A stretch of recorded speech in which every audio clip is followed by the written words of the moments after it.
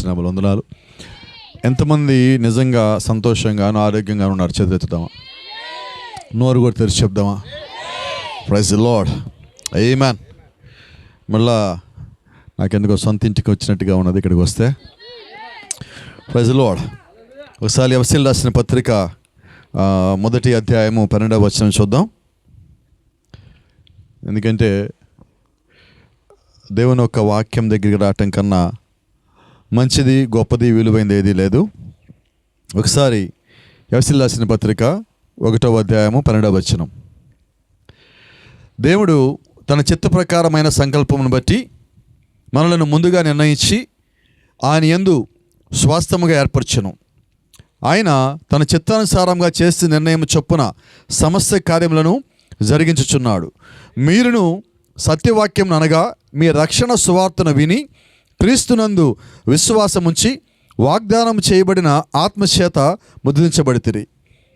దేవుని మహిమకు కీర్తి కలుగుటకై ఆయన సంపాదించుకొనిన ప్రజలకు విమోచనము కలుగు నిమిత్తము ఈ ఆత్మ మన స్వాస్థ్యమునకు సంచికరువుగా ఉన్నాడు. Praise the lord. ప్రార్థించుకుందాం. మహాపరిశుద్ధుడా, మహాగణుడా, సర్వాధికారి, సర్వోత్తముడా, నిత్యము స్తుతుల మీద ఆశుండై ఉండి నాతోను మాతోను మాట్లాడేవాడా, ఈ రాత్రి ప్రభా మరొకసారి నీ యొక్క సన్నిధికి మేమందరం వచ్చి ఉండగా, నీ యొక్క వాక్యం కింద చేరి ఉండగా, ఇదిగో ప్రభా ఈ గృహం దగ్గరికి మేమందరం ఇక్కడికి వచ్చి ఉండగా ప్రభా, ఈ గృహం చుట్టూ నువ్వు వేసిన కంచెని బట్టి నీ వందనాలు, ఈ గృహంలో నువ్వు చేసిన కార్యం బట్టి నీ వందనాలు, నువ్వు ఇచ్చిన స్వస్థత విడుదల బట్టి వందనాలు, ఈ దినం ప్రభా నువ్వు పంపించిన రక్షణ బట్టి నీ వందనాలు తెలియజేస్తున్నాం ప్రభా. నీ బిడ్డలుగా మేమందరం ఇక్కడ చేరి నిన్ను స్తుతించుటకు, మహింపరచుటకు, ఘనపరచుటకు, కీర్తించుటకు, స్తోత్రించుటకు మేము చేరి వచ్చి ఉండగా ప్రభా మా మధ్యలోకి దిగిరమ్మని, ఇప్పటివరకు పాటలు పాడి ఉండగా, ఆరాధన చేస్తుండగా, కీర్తనలు కీర్తించుండగా ఆ స్తుతుల మీద ఆశీనుడై ఉన్నవాడా, అక్కడి నుంచే మాతో మాట్లాడమని, అక్కడి నుంచే మమ్మల్ని సంధించమని, మా హృదయాలు స్వాధీనపరచుకోనమని, ఓ ప్రభా మా హృదయాలు మార్చమని, మా ఆలోచనలు మార్చమని, మా జీవన విధానం మార్చమని, మా సాక్ష్యములు మార్చమని, మా జీవితం మార్చమని ఈ రాత్రి చేరి వచ్చిన ప్రతి ఒక్కరము మా హృదయాలు నీకు అప్పగించుకుంటూ ఉండగా ఈ సమయాన్ని మీరే తీసుకోమని పూర్తిగా ప్రభా వాడుకోమని వేడుకొట్టు ప్రభు యేసుక్రీస్తు నీ నామములో ప్రార్థిస్తూ ఉన్నాం. ఆమేన్. God bless you. అందరం కూర్చుందాం. Praise the lord. ఒకసారి ప్రారంభంకి వెళ్దాం. ఇక్కడ ఒక మాట ఉన్నది. ఈ మాట అర్థమైన వాళ్ళకి సంతోషం, బలం ఇస్తుంది, శక్తిని కూడా ఇస్తుంది. ఏంటంటే 12వ వచనంలో మొదటి మాట, దేవుడు తన చిత్త ప్రకారమైన సంకల్పను బట్టి మనలను ముందుగా నిర్ణయించి ఆయన యందు స్వాస్థ్యముగా ఏర్పరచను. అయితే రాత్రి మీకు మాట చెప్పాలనుకుంటున్నా.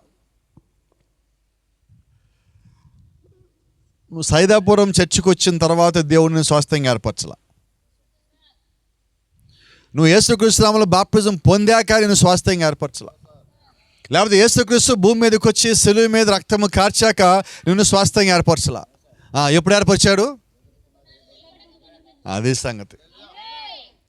సంగతి. ఈ రాత్రి ఈ ఇంటికి మనం రావటానికి సుమారుగా 2 ఏళ్ళు టైం పట్టినట్టుంది. అంతేనా యాకోబు గారు? ఎక్కడ కనబట్టలేదు ఇటు పక్కన? ఇక్కడ యాకోబు గారు కనిపించారు. కుటుంబంలో వాళ్ళు లేరంటనా? మంచిదిగా ఇక్కడే ఉన్నదాం. ఎంతకాలం పట్టిందా? 2 ఏళ్ళు. అయితే ఇప్పుడు మీకు మాట చెప్పాలా. 2 ఏళ్ల క్రితం మేము వచ్చినప్పుడు ఏ దేవుడిని నమ్మామో ఆ నమ్మిన దేవుడు ఒక కార్యం ఇప్పుడు చూస్తున్నాం. ఆమేన్.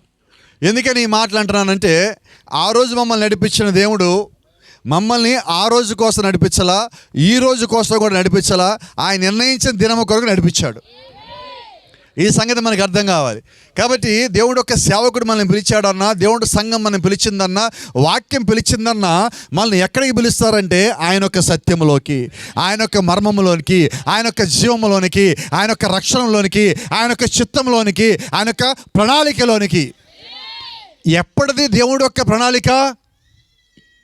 జగత్తుకి పునాది వేయబట్టానికన్నా ముందుగానే అయితే ఈ రాత్రి మీకు సంగతి జ్ఞాపకం చేస్తున్నా. నీ దగ్గరికి వచ్చినప్పుడు దేవుని యొక్క వాక్యాన్ని తోసివేసినా నెట్టివేసినా ఆ సమయానికి నువ్వు కాదన్నా కూడా నువ్వు దేవుని యొక్క ఏర్పాట్లో ఉంటే వాక్యము నిన్ను వదిలిపెట్టిపోదు. వాక్యము నేను విడిచిపెట్టిపోదు. Praise the lord. ఇక్కడ కొద్దిమందికి తెలుసు, కొద్ది పేర్లు చెప్తా ఉన్నాయి రాత్రి. ఎవరేమనుకో మాకు నా మీద. ముందుగా మా మమ్మీ ఉంది ఇక్కడ, ఎలిజబెత్ మమ్మీ. ఆ వెనకాల దావీదు ఉన్నాడు, ఏళ్ళది అనుకుంటా పెళ్ళి. జ్ఞాపకం ఉందా మీకు? ఈ మూడు మీకు గుర్తు రావాలి. పెళ్ళికి ఆమెను తీసుకొస్తే ఎంత గొడవ చేసింది. ఆయన ఏం చెప్పి తెచ్చాడు? డాక్టర్ గారి దగ్గరికి వెళ్తాం పదాన్ని తెచ్చాడు. ఆయన నమ్మింది డాక్టర్ దగ్గరికి తీసుకొస్తున్నామనే. ఈమెం చేసింది, నేను ఈయన దగ్గర రాను అన్నది. నా దగ్గరికి కూడా రమ్మన్నాడు.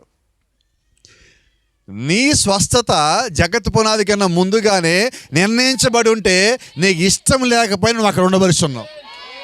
నా మాటలు మీకు అర్థమవుతున్నాయా? ఇప్పుడు ఆ మన్నదే నేను మనసులో పెట్టుకోవడంలో ఏం ప్రయోజనం లేదు. ఎందుకంటే ఆ సమయానికి అలాగా అపవాది తప్పించాలని ప్రయత్నిస్తాడు. అయితే దేవుడు నీకిచ్చిన ఆశీర్వాదాన్ని, నీకిచ్చిన వాగ్దానాన్ని, నీకిచ్చిన స్వస్థతని, నీకిచ్చిన రక్షణని, నీకిచ్చిన కృపని ఏ అపవాది దొంగతనం చేయలేడు. ఆమేన్. ఒకవేళ దేవుడు నీకు ఆశీర్వాదం ఇస్తే దొంగతనం చేయగలడా? నీకు ఒకవేళ దేవుడు స్వస్థ ఇస్తే దొంగతనం చేయగలడా అపవాది? నీకు ఇచ్చిన రక్షణ దొంగతనం చేయగలడా? నీకు ఇచ్చిన పరలోక రాజ్యం దొంగతనం చేయగలడా? నిశ్చయంగా చేయలేడు. అదే విధముగా నీకు ఇచ్చిన ఎత్తబాటును కూడా వాడు దొంగతనం చేయలేడు. Praise the lord. జాగ్రత్తగా మళ్ళీ ఇప్పుడు అర్థమవుతుంది ఆ వాక్యం బాగా. దేవుడు తన చిత్త ప్రకారమైన సంకల్పం బట్టి మనల్ని ముందుగా నిర్ణయించి ఆయన యందు స్వాస్థ్యముగా ఏర్పరచెను. చాలా జాగ్రత్త. ఆయన యందు స్వాస్థ్యముగా. ఏమా? ఆయన యందు స్వాస్థ్యముగా, ఆయనకి స్వాస్థ్యముగా, ఆయనలో స్వాస్థ్యముగా. Praise the lord. మనకి అర్థం కావాల్సిన సంగతి ఏంటంటే, ఇప్పుడు స్వాస్థ్యం అంటే ఏంటి? మనకు అర్థమయ్యే భాషలో మన స్వాస్థ్యం అంటే ఏంటి? సంపాదించుకున్నది, లేకపోతే ఆస్తి. మనకు అర్థమయ్యే భాష ఆస్తి అని చెప్పుకుందాం. ఇక్కడ ఏమున్నది? ఆయన యందు స్వాస్థ్యముగా ఏర్పరచును అంటే ఆయన యొక్క ఆస్తి, ఆయన యొక్క సొంతము, ఆయన యొక్క కష్టార్జితము. అందుకని బైబిల్లో ఒక మాట ఉన్నది, యేసుక్రీస్తు భూమి మీదకి వచ్చింది భూమి మీద ఉన్న వారిని రక్షించడానికి కాదు. నీకు లేఖనం అర్థమైతే జగత్ పునాది కన్నా ముందుగా ఆయన ఎవరైతే ఉన్నారో వాళ్ళని సంపాదించడానికి ఆయన వచ్చాడు, కొత్త వాళ్ళని కాదు. అలాగే ఈ గడియ వర్తమానం ఇప్పుడు వచ్చింది కూడా దేని కొరకు అంటే కొత్త వాళ్ళ కోసం రాలా. నాకు అర్థం కావాలి, నీకు అర్థం కావాలి, మనకు అర్థం కావాలి. ఈ వర్తమానం కొత్తది అన్న, కొత్తది కాదు, ఇది పాతది. నీకు ఇప్పటిదాకా తెలియక ఇది కొత్తదిగా ఉన్నది. వాక్యము విరిచి నీ చేతిలో పెట్టినప్పుడు నువ్వు అది తింటే అది వాక్యమో కాదో నీకు తెలుస్తుంది. వాక్యము తినకుండా ఇది వాక్యము కాదంటే ఎలాగా? తింటే కదా వాక్యమే కాదు తెలిసేది, వింటే కదా వాక్యమే కాదు తెలిసేది, నువ్వు ముందు చదివితే కదా తెలిసేది, నీకు ప్రార్థిస్తే కదా తెలిసేది, దేవుణ్ణి అడిగితే కదా తెలిసేది. ఈరోజు దేవుడి దగ్గరికి రాక చాలామంది దూరం అయిపోతా ఉన్నారు. నువ్వు ఎప్పుడైతే దేవుడి దగ్గరికి వచ్చావో దేవుడు ఒక్కసారి ఆకర్షిస్తే, ఈ కాల వర్తమానం ఒక మాట చెప్తుంది, ఒకడు దేవుళ్ళలోకి రావటము లేదు, పోవటము లేదు. ఒకడు వచ్చింది లేదు, పోయింది లేదు, వచ్చాడు బయటికి పోడు. బైబిల్ ఒక మాట చెప్తుంది, ఒకసారి ఆత్మీయ వరముల రుచి చూసి, పరలోక సంబంధమైన వరముల రుచి చూసి వాడు కానీ బయటికి వెళ్ళిపోతే వాడిని మళ్ళా వెలిగించడం అసాధ్యం అంటుంది బైబిల్. దాని గురించి ప్రాఫెట్ మాట్లాడుతూ ఇలాగ అంటున్నాడు, ఒకడు దేవుళ్ళలోకి వచ్చిన తర్వాత ఆరిపోవటమే లేదన్నాడు. అంటే అర్థం ఏంటి? ఇప్పుడు ఇలా మాట్లాడదాం. ఇప్పుడు మనం ఎవరింటి దగ్గర కూడుకున్నాం? వినపడలా? ఆయన గురించే మాట్లాడుకుంటే పోలా? ఆయన గురించే మాట్లాడుకుంటే పోలా కాసేపు? ఎవరి గురించి? రైట్. యాకోబు అంటే అర్థం ఏంటి? మోస్ గారి గురించి ఏం మాట్లాడతాం? అయితే రాత్రి రహస్యం ఏంటో తెలుసా? ఏంటి రహస్యం? ఒకప్పుడు, ఇప్పుడు కాదు. యాకోబు పేరు మార్చబడింది. ఏమని మార్చబడింది? ఇజ్రాయేలు, పోరాడువాడు. మోసగాడు, అబద్ధాలన్న పేరు దగ్గర నుంచి దేవుడు ఎలాగ మార్చాడు యాకోబుని? మీరు గమనిస్తే యాకోబు ఏసారి ఏం చేసినా యాకోబు ప్రయత్నం వల్ల ఒకటే. తల్లి గర్భంలోనే ఉండగానే యాకోబు ఫైటింగ్ బిగిన్ చేశాడు. దేనికోసం? గట్టిగా చెప్పండి. స్వాస్థ్యము. Praise the lord. ఏంటి ఆ స్వాస్థ్యము? జ్యేష్ఠత్వం. ఇద్దరు వయసు ఒకటే, కానీ ఒకడు ముందు పుట్టాడు, ఇంకోటి వెనకాల పుట్టాడు. ముందు పుట్టినోడికి వెనకాల పుట్టినోడు మీరు గమనించారా? ఏసావుని బయటికి తీస్తూ ఉండగానే ఏసావు మడవను పట్టుకొని యాకోబు కూడా బయటకు వచ్చాడు. ఇట్లాగా అంటే వాళ్ళు ఫైటింగ్ ఎక్కడ చేస్తున్నారు? లోపలే ఫైటింగ్ చేస్తున్నారు ఇద్దరు. నేను ముందు వెళ్తా. అయితే రహస్యం ఏంటంటే యాకోబు ముందు పుడితే స్వాస్థ్యాన్ని సంపాదించుకునేవాడు పోగొట్టినవాడు తెలియదు. అదే దేవుడు ముందు చెప్పాడు, అయ్యా ఏసావుని ద్వేషించితిని, యాకోబును ప్రేమించితిని. నేను అంటున్నాను, ఒక్క నిమిషం ఆకండి. యాకోబు పుట్టి పెరిగి పెద్దోడయ్యాక వాళ్ళ అన్న నుంచి స్వాస్థ్యం పొందుకున్నాక అప్పుడు దేవుడు దీవించాడా? ఎప్పుడు దీవించాడు? తల్లి గర్భంలో ఇంకా ఇద్దరు కవల పిల్లలు ఉన్నారన్న సంగతికి రిబకాకి తెలియక ముందే దేవుడు దీవించున్నాడు. అంటే ఎప్పుడు దీవెన? ముందే అయిపోయినది. ఈ రాత్రి నీకు ఆ సంగతి అర్థం కావాలి. ఈరోజు ఆయన ఒక్కడు కాదు యాకోబులు, భూమి మీద అందరం యాకోబులమే. ఆయన ఇంటి వాళ్ళందరూ యాకోబులే, మనమందరం యాకోబులమే. అయితే దేవుడు ముందేం చెప్పాడంటే యాకోబును ప్రేమించితిని. ఆమేన్. కాబట్టి నువ్వు ముందు దేవుళ్ళలోకి వచ్చావా, తర్వాత దేవుళ్ళలోకి వచ్చావా, వాక్యం తెలిసి దేవుళ్ళలోకి వచ్చావా, నువ్వు బాప్తిజం పొందాక దేవుళ్ళలోకి వచ్చావా అన్నది కాదు. నువ్వు ఆలోచనలోనే ముందుగా ఉన్నావు, దేవుడి చిత్తంలోనే ముందుగానే ఉన్నావు. కాబట్టి ఆయన ఒక ఎన్నిక, ఆయన ఒక ప్రణాళిక ఎక్కడిదంటే జగత్తు ప్రణాళికన ముందుది. అయితే సమస్య చెప్పనా, దాన్ని మనం గుర్తించడానికి చాలా టైం పడుతుంది. ఈరోజు మన సమస్య అది. దాన్ని గుర్తించడానికి మనకు టైం పడుతూ ఉన్నది. అది కొంచెం కింద మాట కూడా చూడండి. ఆయన తన చిత్తానుసారంగా చేసిన నిర్ణయము చొప్పున సమస్త కార్యములు జరిగించుచున్నాడు.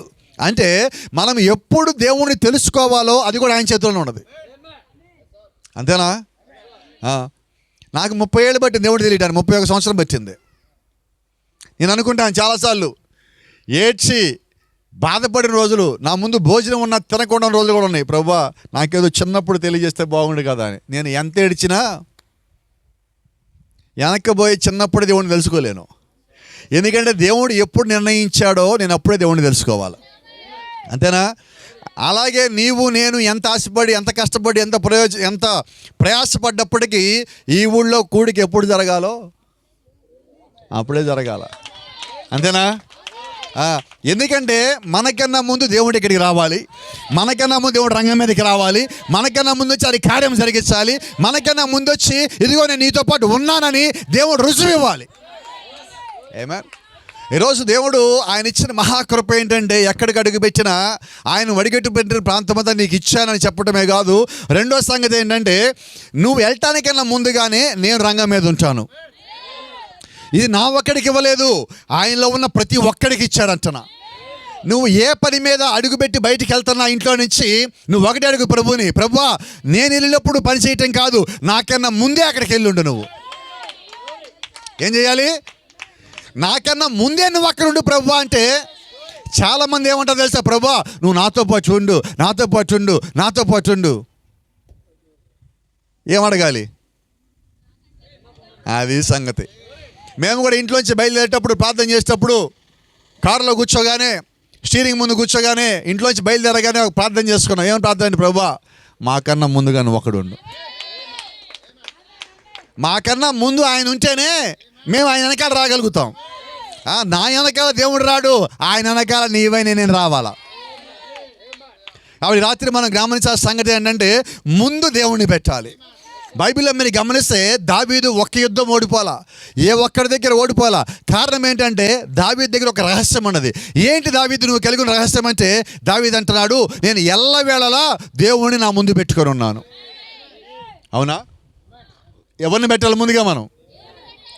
నీ దగ్గర కష్టం ఉన్నా, భారం ఉన్నా, ఇబ్బంది ఉన్నా, శోధన ఉన్నా, వ్యాధి ఉన్నా, భయం ఉన్నా అన్నిటిని వెనకకి జరిపి దానికన్నా ముందు దేవుణ్ణి పెట్టు. నువ్వు ఎప్పుడైతే దేవుణ్ణి పెట్టడం ప్రారంభించున్నావో అన్నీ నీ వెనకాల ఉంటాయి. నీ ముందు దేవుడు ఉంటాడు, ఆయన వెనకాల నీ ఉంటావు. నీ వెనకాల సమస్య, శోధన, ఇబ్బంది, బాధ, వ్యాధి అన్నీ వెనకాలే. దాని అర్థం ఏంటి తెలుసా? నువ్వు వాటన్ని దాటున్నావని. వాటన్నిటి దాటాలంటే నువ్వు దేవుడిని ముందు పెట్టాలి. కాబట్టి దేవుడు నీ ముందు వాక్యం ఇచ్చాడు. వాక్యం అంటే ఏదో కాదు, నువ్వు వాక్యానికి స్వాస్థ్యం అయి ఉన్నావు. ఏమన్ ఇంత మనం మాట్లాడుకున్నాం. స్వాస్థ్యం అంటే ఏంటి? ఆస్తి. ఇప్పుడు యేసుక్రీస్తు స్వాస్థ్యం ఎవరు? వినపడలా? ఏం చేతులు చాలామంది తేలదనుకోండి. ఈ పూట ఇస్సాక్ గారు చేయి తీసుకొచ్చారా? ఇప్పుడు ఎవరు స్వాస్థ్యము? ఇప్పుడు ఈ ఇల్లు ఎవరిది? యాకోబు గారిది. అప్పుడప్పుడు ఆయన ఇంటి చుట్టూతో చూస్తూ ఉంటాడు. అక్కడ బాగాలేదు, ఇక్కడ బాగాలేదు అని చెక్ చేస్తూ ఉంటాడు. అంతేనా? ఏమో చెప్పట్లేదు, నిజమేనా కాదా? చెక్ చేస్తాడా? ఏదైనా సరిగా లేకపోతే ఏమంటాడు? సరి చేస్తాడు. ఎవరు దాన్ని పాడు చేస్తే వాళ్ళకి వార్నింగ్ కూడా ఇస్తాడు. అవునా కాదా? ఎందుకని? ఇది ఆయన ఆస్తి, ఇది ఆయన స్వాస్థ్యము. ఇంకా చాలామందికి అర్థం కాలే. ఇప్పుడు నువ్వు ఆయన ఆస్తి, ఇప్పుడు ఆయన స్వాస్థ్యము. నీకెవరన్నా హాని చేస్తే, నిన్నెవరన్నా ఇబ్బంది పెడితే, నిన్నెవరన్నా బాధ పెడితే, నిన్నెవరన్నా సరిగా చూడకపోతే ఆయన వాళ్ళకి వార్నింగ్ ఇస్తాడు. నీకు ఆ సంగతి అర్థం కావాలి. ఈరోజు స్వాస్థ్యం అంటే ఈ కదలకుండా ఇల్లు కాదు. ఇక్కడ నీవు కదులుతున్న దేవుడు యొక్క స్వాస్థ్యమై ఉన్నావు. ఈరోజు నిజంగా మాట్లాడితే ఆయనకి నీవే మహిమై ఉన్నావు. రాత్రి నీకు ఒక గొప్ప సంగతి, మీకు తెలిసిన సంగతి, ఒక గొప్ప సంగతి ఒకటి చెప్తా ఉన్నా. యేసుక్రీస్తు నిన్ను ఆయన కన్నా నీవు ఎక్కువ విలువను కోరుతున్నాడు. ఎవరికన్నా చెప్పండి? ఆయనకన్నా ఎక్కువ విలువ. ఎందుకు ఎక్కువ విలువ అంటే ఆయన ప్రాణము కూడా నీ కొరకు ఇచ్చేశాడు. అంటే నీ విలువెంత? నీ విలువెంత? ఆయన ప్రాణము కన్నా ఎక్కువ. హెబ్రీయులకు రాసిన పత్రిక ఒక మాట అంటుంది, ఆయన తన అమూల్యమైన రక్తము చేత మనల్ని కొని ఉన్నాడు. అవునా? ఇప్పుడు ఆయన రక్తమే అత్యంత విలువైనదైతే ఆ రక్తం కన్నా ఇంకేది విలువైనది లేదు. అయితే అంత గొప్ప రక్తాన్ని, అసలు విలువ కూడా పెట్టలేనంత రక్తాన్ని దేవుడు నీ కొరకు, నా కొరకు వెచ్చించున్నాడు. ఏమో సరిపోతలా? ఏమో సరిపోతలా? ఇప్పుడు చెప్పండి, నాకు సంగతి చెప్తాను. ఇప్పుడు చెప్తాం, ఎవరు విలువైన వాళ్ళు?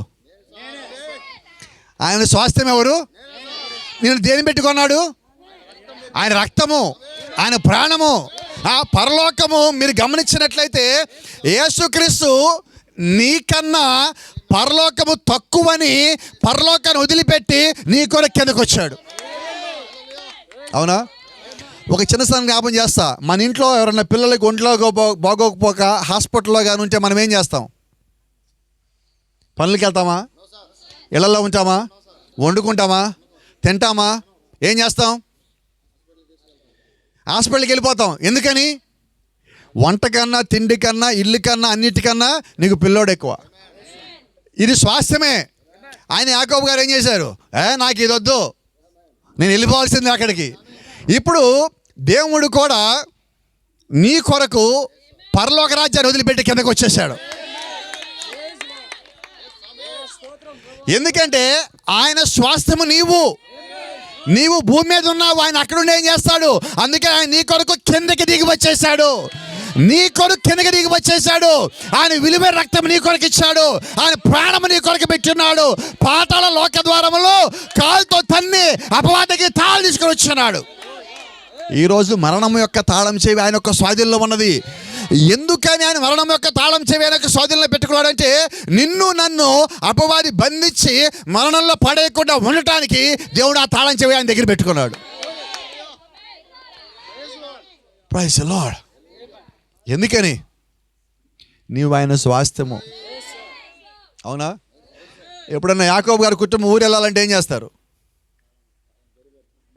తాళం వేసి ఆయన దగ్గర పెట్టుకొని, లేదంటే ఆయన భార్యకి ఇచ్చి, ఇదిగో నా ఆస్తి, నా స్వాస్థ్యం తాళం చెవి నీకు ఇచ్చాను, ఇదిగో జాగ్రత్త పెట్టుకొని వెళ్తారు. నిజమేనా? అలాగే యేసుక్రీస్తు కూడా భూమి నుంచి పైకి వెళ్ళిపోతూ పేతురుని పిలిచి, ఇదిగో పరలోక రాజ్యం యొక్క తాళం చెవి నీకు ఇచ్చేస్తా, తీసుకుపో అన్నాడు. ఎవరు పేతురు? మొట్టమొదటి అన్ని జనుల సంఘం యొక్క ఒక విశ్వాసి, ఒక అపోస్తలుడు, పిలువబడిన వ్యక్తి. అయితే ఇప్పుడు దేవుడు యొక్క ప్రవక్త అంటున్నాడు, అదేదో కాదు, దేవుడు సంఘానికి ప్రత్యక్షమైన తాళం చెవులు ఇచ్చాడు అన్నాడు. ఇప్పుడు తాళం చెవులు ఎక్కడున్నాయి? పరలోక రాజ్యాన్ని ఎక్కడున్నాయి అంటున్నా? పేతురు దగ్గర ఉన్నాయా? పరలోక రాజ్యంలో ఉన్నాయా? యేసుక్రీస్తు దగ్గర ఉన్నాయా? ఎక్కడున్నాయి? వినబట్లేదండి నాకు. మీకు ఒక అర్థం కాని సంగతి ఒకటి చెప్తే అర్థం చేసుకొని ప్రయత్నించండి. ఈ ఇంటికి తాళం వేసి ఇంటికి తాళం ఇచ్చి వెళ్ళాడు, అంతేనా? అది ఇల్లు కాబట్టి తీసుకోలేదు. అయితే బైబిల్ అంటుంది, హెబ్రీయులకు రాసిన పత్రిక అంటుంది, నీవే ఆయన ఇల్లు అయి ఉన్నావు. అవునా? ఇప్పుడు స్వాస్థ్యం ఎవరు? నేనే. స్వాస్థ్యము నీవంటే దానికి ఒక సంగతి నీకు అర్థం కావాలి, నీవు దేవునిలో భాగమని. ఏంటది? ఒక చిన్న మాట చెప్పాలి, మీకు అందరికి అర్థమవుద్ది అనుకుంటున్నాను నేను. ఒకసారి ఈ కాల ప్రవక్త ఆయన స్నేహితు ఇంటికి వెళ్ళాడు, ఆయనతో పాటు సేవలోకి వచ్చిన స్నేహితు ఇంటికి వెళ్ళాడు. ఆయన ఇల్లు చూస్తే ఇల్లు ఏమో చాలా పెద్దగా ఉంది, ఎక్కడ చూసినా కూడా తెల్ల పాలరాళ్ళు మొత్తం ఉన్నది. ఇల్లు బాగా మంచి డబ్బు పెట్టి కట్టి ఉన్నది. ఆ ఇల్లు మొత్తం బయటకు చూశాడు. ఇంట్లోంచి బయటకు వచ్చి కూడా గోడ మీద చేయబెట్టి, ప్రభువా నేను కూడా సేవకునే కదా, నేను కూడా ఈయనతో పాటు సేవ చేశా కదా, ఇద్దరం కలిసి నీ పొలంలో పనిచేశాం కదా, కానీ ఆయనకి మాత్రం అంత మంచి ఇల్లు ఇచ్చావు ప్రభువా, దాన్ని బట్టి సంతోషం, నాకు అసూయ లేదు. కానీ మరి నేను కూడా నీ సేవ చేశాక ప్రభువా, నాకు కూడా నేనేమో ఆ చెక్కల ఇల్లు అక్కడక్కడ ఆ చెక్కల మొత్తం ఊడిపోతే ఇంట్లో పాట పడిపోయిన గుడ్ల మొత్తం చుట్టి లోపలికి ఆ చలి రాకుండా అక్కడ అడ్డు పెట్టుకుంటా ఉంటున్నావు ప్రభువా, నేనేం చేశాను ప్రభువా, నాలుగు తప్పుండే చెప్పు ప్రభువా అని అడుగుతూ ఉంటే, ఇంటికి నుంచి బయటకు వచ్చి కూడా వెనక్కి తిరిగి ఇల్లు ఇలా చూస్తూ ఉంటే ఓ చెట్టు పక్క నుంచి ఒక స్వరం వినబడింది. పిలవగానే ఈయన అంటున్నాడు, చుట్టుపక్కల ఒక స్వరం ఈయన పేరు పెట్టి పిలవగానే అంటున్నాడు, ప్రభువా నీవేనా అన్నాడు. అప్పుడు ఆ స్వరం అంటుంది, నీకు ఆ ఇల్లు కావాలా, నేను కావాలా?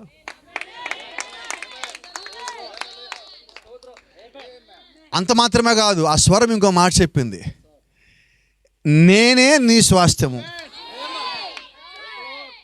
ఇక్కడ మీకు అర్థమయ్యేది చెప్తున్నా. నీవు యేసుక్రీస్తుకు స్వాస్థ్యం అంటే యేసుక్రీస్తు ఏమంటున్నాడు? నేను నీ స్వాస్థ్యం అంటున్నాడు. ఇప్పుడు నీకు అర్థమయ్యే సంగతి చెప్పనా? నీవు ఆయన స్వాస్థ్యము. వినపడలేదు నాకు, వినపడలేదు. నీవు ఆయన స్వాస్థ్యము, ఆయన నీ స్వాస్థ్యము. ఆ సంగతి నీకు అర్థమైతే ఇలా ఉండలే నువ్వు. బైబిల్లో స్వాస్థ్యం అని చదువుతున్నావు, అదేంటో మనకు అర్థం కావట్లా. స్వాస్థ్యం అంటే నువ్వు కష్టపడి ప్రయాసపడి సంపాదించుకున్నది. అందుకని బైబిల్ అంటా ఉన్నది, యేసుక్రీస్తు తన స్వరక్తం ఇచ్చి తన సంఘమును సంపాదించుకొనెను. Praise the lord. గమనించండి, పరిచర్య చేయాలి, కష్టపడాలి, మోకాళ్ళ మీద ఉండాలి, ప్రార్థన చేయాలి. ఇవన్నీ దేవుడు మనకిచ్చినవి. ఎందుకొరకు? ఆయన ఒక రక్తము నీ మీద ఉన్నది, విలువైన రక్తము నీ మీద ఉండి నేను నడిపిస్తా ఉన్నది. ఈ రాత్రి నువ్వు గ్రహించాల్సిన సంగతి ఏంటో తెలుసా? నీవు ఆయన స్వాస్థ్యము, ఆయన గట్టిగా చెప్తామా సార్? మళ్ళా ఆయన గట్టిగా చెప్పండి మళ్ళా నాకు. ఆయన రైట్. ఇప్పుడు నీవు ఆయన స్వాస్థ్యమయ్యి ఆయన నీ స్వాస్థ్యం అయితే నువ్వు ఆరాధన జరుగుతూ ఉంటే ఆదివారం ఇంట్లో ఉండగలవా? ఇంట్లో నువ్వు ప్రార్థన చేయకుండా ఉండగలవా? ఇంట్లో బైబిల్ చదవకుండా ఉండగలవా? నీ ఇంట్లో నువ్వు రక్షణ లేకుండా ఉండగలవా? ప్రభువైన యేసుక్రీస్తు నామములో రక్షణ లేకుండా ఎలాగ ఉండగలవంటున్నా. కారణం ఏంటో చెప్పనా? నీవు ఆయన స్వాస్థ్యం అయి ఉంటే నువ్వు ఆయన లోపలికి రావటానికి మార్గమే బాప్తిజం పొందటం అయి ఉన్నది. ఆమేన్. నేను రక్షణ పొందాలంటే నేను ఆయన స్వాస్థ్యమని నేను నమ్మానంట. రుజువు ఏంటంటే ఆయన నామములో బాప్తిజం అయి ఉన్నది. Praise the lord. హల్లెలూయా. ఇంకొక సంగతి చెప్పనండి. దేవుడు కొత్త నిబంధనలో కుమారునిగా లేకపోతే యేసుక్రీస్తుగా కిందకి దిగి వచ్చిన తర్వాత మన పేర్లు ఆయన రాశాడా? ఆయన దగ్గర ఒక గ్రంథం ఉన్నది. ఏం గ్రంథము? గొర్రెపిల్ల జీవగ్రంథము. జీవగ్రంథం గురించి మాట్లాడలేను, గొర్రెపిల్ల జీవగ్రంథం గురించి మాట్లాడుతున్నా. ఈ గొర్రెపిల్ల జీవగ్రంథం ఎవరి కొరకంటే అన్ని జనుల్లోంచి పైకి వచ్చే వధువు కొరకై ఉన్నది. గొర్రెపిల్ల వధించబడిన తర్వాత వచ్చే సంఘమే గొర్రెపిల్ల జీవగ్రంథము. కాబట్టి మన పేర్లు ఎప్పుడు రాయబడ్డాయి? గొర్రెపిల్ల వధించబడినప్పుడు. వాస్తవంగా గొర్రెపిల్ల సిలువ మీద వధించడానికన్నా ముందుగానే బైబిల్ అంటుంది జగత్ పునాది కన్నా ముందుగానే గొర్రెపిల్ల వధించబడింది. ఎక్కడా? ఎప్పుడు? జగత్ పునాది కన్నా ముందుగానే గొర్రెపిల్ల వధించబడింది. గొర్రెపిల్ల వధించబడటానికన్నా ముందుగానే పేర్లు రాయబడ్డాయి. హల్లెలూయా. కాబట్టి నువ్వు సైదాపురంలో చర్చిలోకి వచ్చాక నీ పేరు పైన రాయబట్టం కాదు, ఎప్పుడు రాయబడింది? ఇప్పుడు చెప్పొచ్చు రహస్యము. గొర్రెపిల్ల జీవగ్రంథంలో ఎవరి పేర్లు అయితే రాయబడి ఉన్నాయో వాళ్ళను చర్చికి రమ్మని లాగాల్సిన పని లేదు, ప్రార్థన చేయమని లాగాల్సిన పని లేదు, నువ్వు దేవుడి దగ్గర లాగాల్సిన పని లేదు. వాళ్ళ సమయం రాగానే దేవుడు వారితో మాట్లాడగానే, దేవుడు వారి జీవితాల్లో కార్యాలు చేయగానే వారు అయస్కాంతానికి ఆకర్షించబడి ఇనుము వలె తొక్కుంటారు ఆయనకి. ఏమా నాకు నమ్మకం ఉంది, ఇక్కడున్న ప్రతి కుటుంబంలో దేవుడు కార్యం చేశాక మనం చర్చలకు వచ్చాం. అప్పుడు మనం ఆయన గుర్తించాం. అయితే సంగతి ఏంటో చెప్పనా, నువ్వు ఎప్పుడు ఆయన గుర్తించాలో కూడా అది ఆయన చిత్తంలో ఉన్నది. అవునా? యాకోబు వాళ్ళన్న దగ్గర నుంచి వాళ్ళన్నకి రావాల్సిన ఆశీర్వాదం తీసుకొని ఇంట్లోంచి పారిపోయాడు. చాలా దూరం పరిగెత్తాడు. ఎక్కడికి పోవాలి అక్కడికి పోయాడు. పెళ్ళైనది 7 ఏళ్ళు బానిసగా ఉన్నాడు, పని చేస్తాడు, మళ్ళీ 7 ఏళ్ళు చేశాడు. ఆ తర్వాత మీ బైబిల్ చెప్తా ఉన్నది, ఎప్పుడైతే యాకోబుకి యోసేపు పుట్టాడో, ఎప్పుడైతే యాకోబుకి యోసేపు పుట్టాడో అప్పుడు దాకా అక్కడే ఉన్నాడు ఆయన.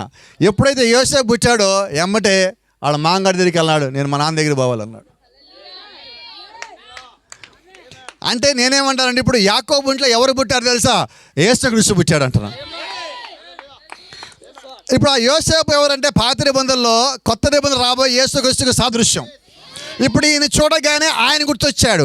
ఆయన గుర్తు రాగానే ఈయన స్వాస్థ్యం గుర్తొచ్చింది, యాకోబు స్వాస్థ్యం గుర్తొచ్చింది. ఇప్పుడు అంటాడు, నేను నా ఇంటికి వెళ్ళిపోతా, నా స్వాస్థ్యం దగ్గరికి వెళ్ళిపోతా. ఎవరు నీ స్వాస్థ్యము? ప్రభు అయిన యేసుక్రీస్తు, పరలోక రాజ్యము, దేవుడు యొక్క సంగతులు, నిత్య జీవము నీ యొక్క స్వాస్థ్యమై ఉన్నాయి. అంటే ఎప్పుడైతే నీ హృదయంలో యేసు పుట్టాడో, డిసెంబర్ 25 కాదు, నీ హృదయంలో పుట్టినప్పుడు, క్యాలెండర్లో పుట్టడం కాదు, నీ హృదయంలో పుట్టినప్పుడు, సంఘంలో పుట్టడం కాదు, నీ హృదయంలో క్రీస్తు పుట్టినప్పుడు నువ్వు దేవుడి దగ్గరికి ఆకర్షించబడతావు. ఒక్క మాట. ఇప్పుడు యోసేపు ఇంట్లో, యాకోబు ఇంట్లో యోసేపు పుట్టాక యాకోబుకి ఎవరు ప్రసంగం చేసి మీ నాన్న దగ్గరికి వెళ్ళమని చెప్పారు? గట్టిగా చెప్పండి. ఎవరు చెప్పాలి? ఎందుకని? పుట్టింది ఎవరు? అది నీ హృదయంలో పుట్టాల్సింది ఎవరు? ప్రభు అయిన యేసుక్రీస్తు పుట్టాక నేను ఆపేవాడెవడు? రెండో సంగతి, ఎప్పుడైతే ఇంట్లో యేసు పుట్టాడో నేను మా ఇంటికి వెళ్తా అన్నాడు. అయితే ఇంటి దగ్గర చేసిన తప్పులన్నీ గుర్తొచ్చినాయి. అన్నను మోసం చేసింది, నాన్నను మోసం చేసి అన్నీ గుర్తొచ్చినాయి. మీరు గమనించారా? ఇప్పుడు యాకోబు ఏం చేశారంటే తను సంపాదించిన దానిని ముందు పంపిస్తున్నాడు, ముందు పని వాళ్ళని పంపిస్తున్నాడు, ముందు మన దగ్గరికి పోండి. ఏమాన్. ఇప్పుడు యాకోబు ఏం చేస్తాడు తెలుసా? యేసుక్రీస్తు పుట్టాక తనను తాను సరి చేసుకుంటున్నాడు. నా మాటలు మీకు అర్థమవుతాయి అనుకుంటా. ఈ రాత్రి నిజంగా నువ్వు యేసుక్రీస్తు లోపలికి వచ్చావా, నీ తప్పులు సరి చేసుకుంటావు, నీ జీవిత విధానం సరి చేసుకుంటావు, నీ మాటలు సరి చేసుకుంటావు, నీ సాక్ష్యం సరి చేసుకుంటావు. నువ్వు ఎక్కడ ఏం కోల్పోయావో తిరిగి సంపాదించుకుంటావు. తను చేసిన సంగీతం నుంచి పారిపోయిన యాకోబు మళ్ళా తిరిగి వస్తా తనకన్నా ముందు పంపిస్తా, ముందు వీళ్ళు వెళ్ళాడు ఒక మాట చెప్తున్నాడు, మా అన్న దగ్గరికి పోండి, ఈ ఒంటెలు ఇవ్వండి, ఇదిగో ఈ దూడలు ఇవ్వండి, ఈ గొర్రెలను ఇవ్వండి, ఇచ్చి నీ దాసుడైన యాకోబు వస్తాడని చెప్పండి. Praise the lord. ఏంటది? మీరు గమనించండి, ఇక్కడి నుంచి ఆయన దగ్గరికి వెళ్ళే లోపు 7 సార్లు సాష్టాంగ పడిపోయాడు. ఏంటా 7 తెలుసా? 7 సంఘకాలాలు అయి ఉన్నాయి. ఏంటా 7 తెలుసా? 7 ముద్రలు అయి ఉన్నాయి. ఏంటా 7 తెలుసా? 7 సార్లు తన తప్పును ఒప్పుకుంటా ఉన్నాడు. అంటే అక్కడికి వెళ్ళేసరికి పరిపూర్ణుడు అవ్వాలి. మీరు గమనిస్తే పాత నిబంధనలో మందసం దగ్గరికి పోయినప్పుడు ప్రధాన యాజకుడు తన దగ్గర రక్తం తీసుకొని హిస్సోపుని చేతపట్టుకొని లోపలికి వెళ్ళి ఆ మందసం మీద 7 సార్లు రక్త ప్రోక్షణ చేయాలి. ఈ కాల వర్తమానికుడు అంటున్నాడు, ఆ 7 సార్లు రక్త ప్రోక్షణకు అక్కడ బయట ఉన్న 12 గోత్రాల్లో ఉన్న ప్రజలకి సంబంధం లేదు. ఆ 7 సార్లు రక్త ప్రోక్షణ ఎవరి కొరకంటే 7 సంఘకాలాల్లో ఉన్న దేవుడు యొక్క వధువుకై ఉన్నది అంటున్నాడు. మరి ఇప్పుడు 7 సార్లు సమాధానపడి భూమి మీద సాష్టాంగపడి ముందుకు పోతున్నది యాకోబు దేని కొరకంటే అది యాకోబు కొరకు కాదండి. తను చేసిన తప్పు సంఘము తెలుసుకొని సరి చేసుకోవడానికి దేవుడు ఏర్పరిచిన మార్గమై ఉన్నది. ఆమేన్. ఎందుకు యాకోబు ఎలా చేస్తున్నాడు? తన స్వాస్థ్యం దగ్గరికి వెళ్తున్నాడు. ఆమేన్. ఇప్పుడు మన స్వాస్థ్యం ఎక్కడ? ఇందాక మాట్లాడుకున్నా చెప్పరండి అమ్మా. ఎక్కడా? నువ్వు క్రీస్తులోకి నీవు కూడా కలిసిపోవాలంటే, ఆయనతో పాటు నువ్వు నిలిచిపోవాలంటే, ఆయన యొక్క రాజ్యంలో ఉండాలంటే మనలో కూడా ప్రతి ఒక్కటి సరిచేయబడాలి. ఆయన యొక్క రాజ్యానికి వెళ్ళటానికి దేవునికి సిద్ధపరిచే సమస్తాన్ని నీవు గుర్తిరగాలి, దాన్ని గ్రహించగలగాలి, దాని ప్రకారం మన జీవితాన్ని మార్చుకోవాలి. ఆయన దగ్గరికి ఎంత త్వరగా వస్తే నీకు అంత మేలు. ఆమేన్. ఒక మాట అడుగుతాను, తలసికాడికి అలవాటు ఉంది నాకు. ఇక్కడ ఇప్పుడు దాకా నేను పుట్టిన దగ్గర నుంచి ఏ ఒక్క తప్పు చేయలేదని చేయొద్దండి. అన్ని చేతులు పైకి లేస్తాయి అనుకున్నా. సరే, బాప్తిజం పొందిన తర్వాత నా లోపల ఒక్క చెడ్డ ఆలోచన కూడా రాలేదు, ఏ రకంగా అన్నవాళ్ళు కూడా చేయొద్దండి. అంటే అందరం యాకోబులమే.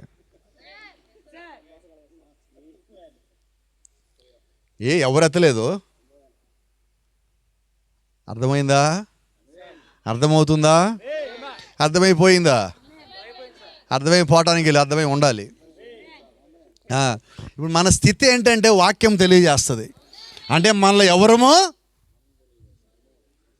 పరిశుద్ధులం కాదు. మరి ఎవరు? ఈ కాలపు ప్రవక్త అంటున్నాడు, సంఘము పరిశుద్ధమైనది కాదు, సంఘములో పరిశుద్ధమైన దేవుడి వల్ల పరిశుద్ధమైనది అన్నాడు. అర్థమవుతుందా? అంటే ఇప్పుడు ఎవరు పరిశుద్ధులం? మనం కాదు. అయితే రహస్యం చెప్పనా, నీ స్వాస్థ్యం ఏమై ఉన్నదో ఆయన పరిశుద్ధాత్ముడు కాబట్టి, ఆయన స్వాస్థ్యం నీలో ఉన్నది కాబట్టి నీవు పరిశుద్ధులు అయి ఉన్నావు. ఇది సమస్య, ఇది సంగతి, ఇది రహస్యం. ఈరోజు నాకు ఈ సంగతి అర్థమైతే, నేను పరిశుద్ధుడిని కాదు, ఆయన నాలో ఉంటే అప్పుడు నేను పరిశుద్ధుడిని. ఆ పరిశుద్ధత నాది కాదు, అది ఆయనది. ఈ సంగతి నాకు తెలియాలి. కాబట్టి ఒకవేళ ఆ పరిశుద్ధత నీ లోపలికి వస్తే అది మళ్ళా పోవటం ఉండదు. ఏంటది? అందుకనే పౌలు గారు చెప్తారు స్పష్టంగా, నువ్వు ఒకసారి వెలిగించబడి ఆరిపోతే మళ్ళా వెలిగించబడటం అసాధ్యము. అయితే నేనంటున్నాను, ఒకసారి పరిశుద్ధాత్మ లోపలికి వచ్చాక వినబడలా. పేతురులోకి వచ్చాక ఎప్పుడు దాకా ఉన్నాడు? పౌలులోకి వచ్చాక ఎప్పుడు దాకా ఉన్నాడు? స్టీఫెన్లోకి వచ్చాక ఎప్పుడు దాకా ఉన్నాడు? యోహాన్లోకి వచ్చాక ఎప్పుడు దాకా ఉన్నాడు? ప్రకటన గ్రంథం రాసిన యోహాన్లోకి వచ్చాక ఎప్పుడు దాకా ఉన్నాడు? అంటే ఆయన మరణించేంత వరకు. ఎవరి ప్రకటన గ్రంథం రాసిన యోహాన్ అంటే వధువుకి సాదృశ్యం. ఆ పరిశుద్ధాత్మ కింద ఉండగానే ఆయన పరలోక రాజ్యం వెళ్ళొచ్చాడు. నిజమేనా? అంటే ఈరోజు నిజమైన వధువు ఏం చేయాలంటే, జీవించి ఉండగానే పరిశుద్ధాత్మను పొందుకున్నట్లయితే మార్పు చెంది తన స్వాస్థ్యాన్ని గలవాల. ఆమేన్. ప్రకటన గ్రంథం 4వ అధ్యాయంలో యోహాను పైకెక్కి రమ్మనగానే, యోహాను పైకెక్కి వెళ్ళగానే అక్కడ సింహాసనం వేస్తుంటే, సింహాసనం మధ్యలో ఆయన కూర్చుంటే, ఆయన చుట్టూతా వర్షధనస్సు ఉన్నది.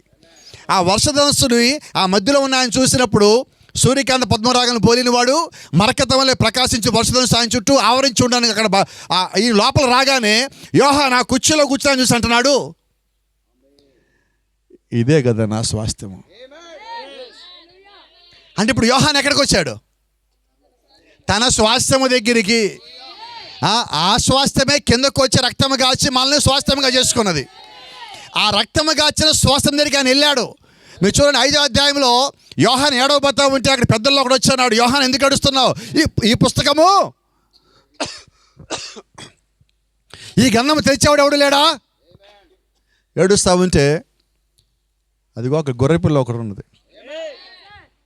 ఆ గొర్రెపిల్ల పుస్తకం తెరవటానికి అధికారం పొంది ఉన్నది.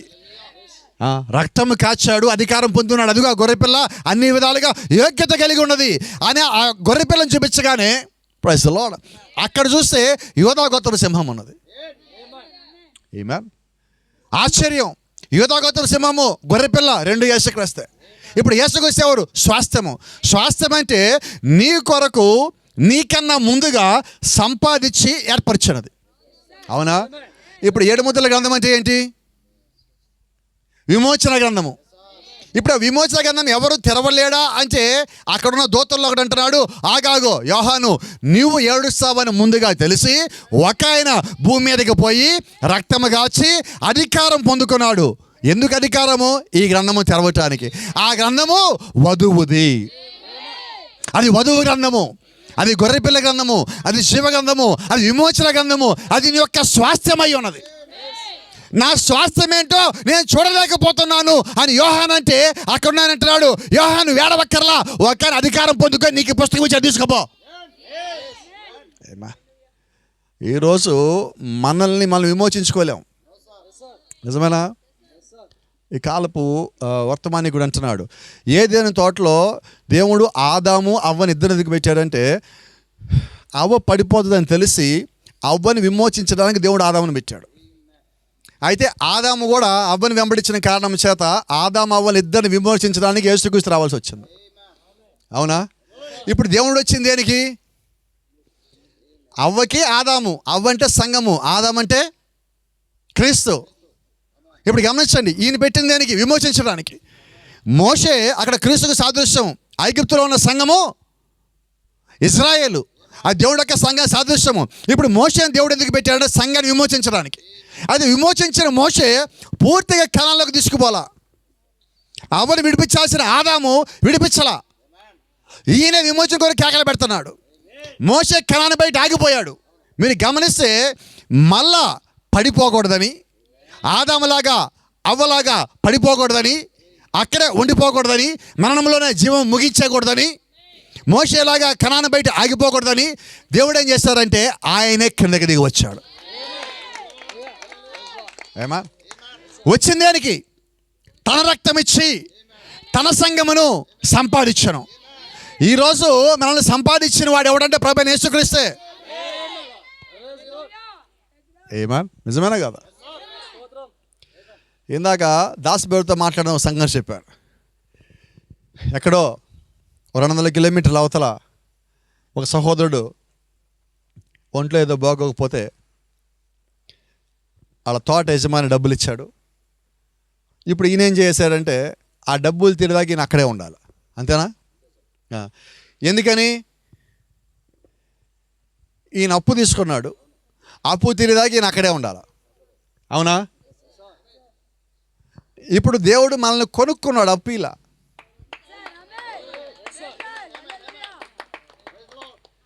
అప్పివలా కొనుక్కున్నాడు.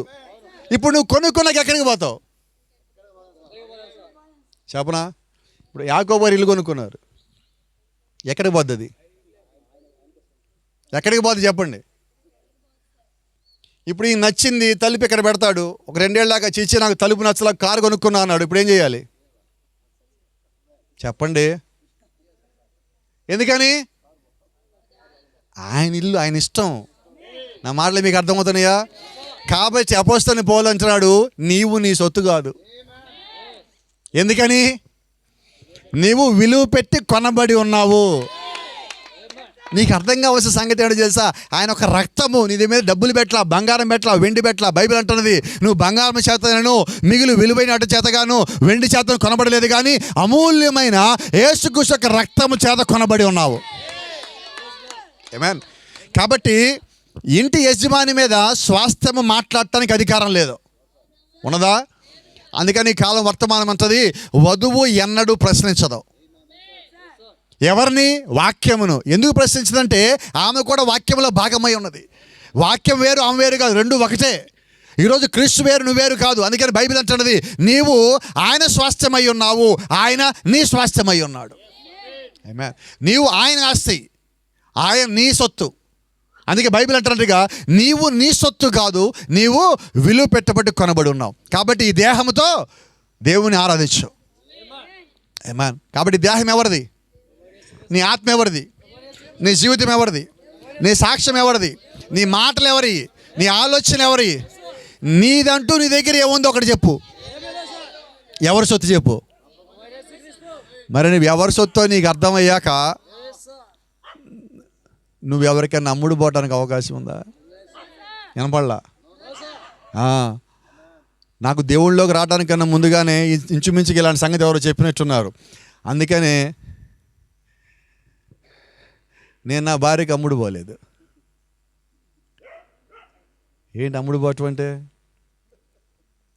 కట్నం. నన్ను ఆల్రెడీ ఒక ఆయన కొనుక్కున్నాడు, మళ్ళీ ఇంకోటి కొనుక్కోవటం ఏంది? ఇల్లేదు.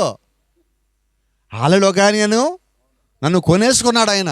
ఇక నేను ఆయన సొత్తు కదా ఇంకోటి సొత్తు ఎలాగవుతానంటున్నా.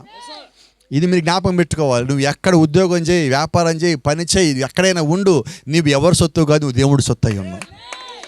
ఏం జరిగినప్పటికీ, ఎక్కడున్నప్పటికీ నీ ఆలోచన దేవుడి మీద మాత్రమే ఉండాలి.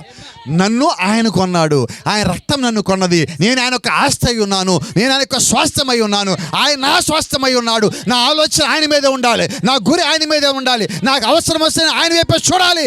ఆయన మాత్రమే నాకు సహాయము చెయ్యగలడు. నువ్వు ఆయన గుర్తెరిగి నువ్వు ఆయన దగ్గరికి వచ్చినప్పుడు, ఆయన ఆనుకున్నప్పుడు, ఆయన మీద నమ్మకం కలిగి ఉన్నప్పుడు, ఆయన మీద నువ్వు విశ్వాసం కలిగి ఉన్నప్పుడు, ఆయన మీద పూర్తిగా నువ్వు విశ్వాసం ఉంచినప్పుడు దేవుడు నీ జీవితంలో కార్యాలు చేయగలడు. ఆమేన్. ఎందుకు ఇప్పటికీ మన కుటుంబాల్లో దేవుడు చాలా కార్యాలు చేయట్లేదంటే ఆయన చెయ్యాలనే ఉన్నాడు. కానీ నేను ఆయన ఏమవుతానో నేను గుర్తించకపోయిన కారణం చేత నా జీవితంలో ఆయన కార్యాలు చేయటల్లా. నేను ఎప్పుడైతే ఆయన సొత్తు అనుకొని ఆయనకి నన్ను నేను పూర్తిగా సమర్పించుకున్నానో అప్పుడు దేవుడే కదా నా మీద పనిచేయాలి, దేవుడే కదా నాలో పని చేయాలి, దేవుడే కదా నా జీవితంలో ఉండాలి, ఆయనే నా సాక్షిలో ఉండాలి, ఆయనే నా సాక్ష్యంగా మారాలి. ఇంకో మాట మీరు చెప్తాను, సందర్భం వచ్చింది కాబట్టి.